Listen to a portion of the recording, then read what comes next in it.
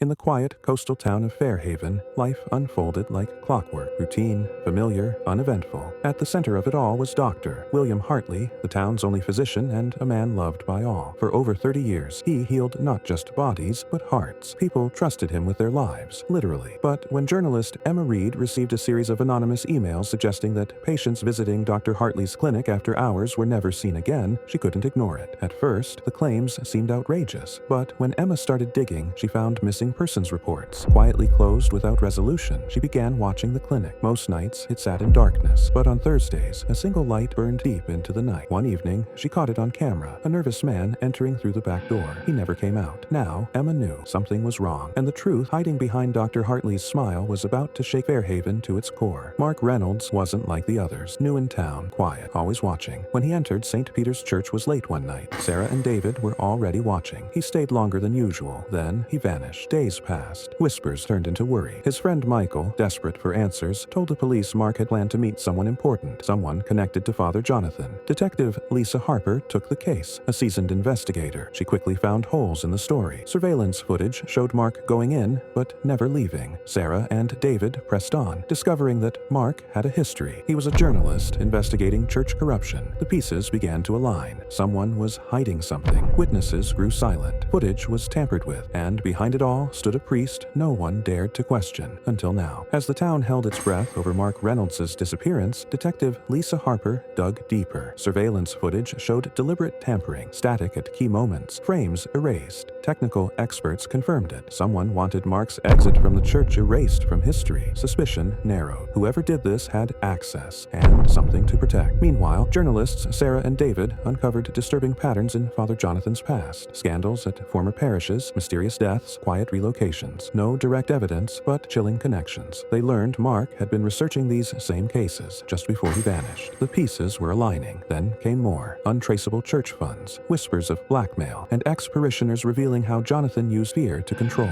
With every clue, the mask of the beloved priest cracked further. And for Lisa, Sarah, and David, it was clear they weren't chasing just a missing person anymore. They were closing in on something much darker. Sarah and David realized they were being followed. Lisa Harper received anonymous threats. The deeper they got, the more dangerous it became. But none of them were ready to back down. Lisa's instincts pointed to one of Father Jonathan's former parishes. She traveled there, chasing leads, while Sarah and David stayed behind, facing growing surveillance and mounting fear. The town buzzed with rumor. Everyone felt watched. Lisa uncovered chilling patterns, disappearances, deaths, accusations, all following Father Jonathan's trail across parishes. Meanwhile, Sarah and David were warned by a stranger. Stop before it's too late. But it was already too late to walk away. Even Michael, Mark's friend, felt the pressure. Someone wanted him silent. Then Lisa uncovered the most damning lead yet, a secret group tied to the church. Politicians, businessmen, even police. They protected Jonathan and were likely behind the threats. The night Mark vanished, Father Jonathan met with them all. They denied everything. Too clean,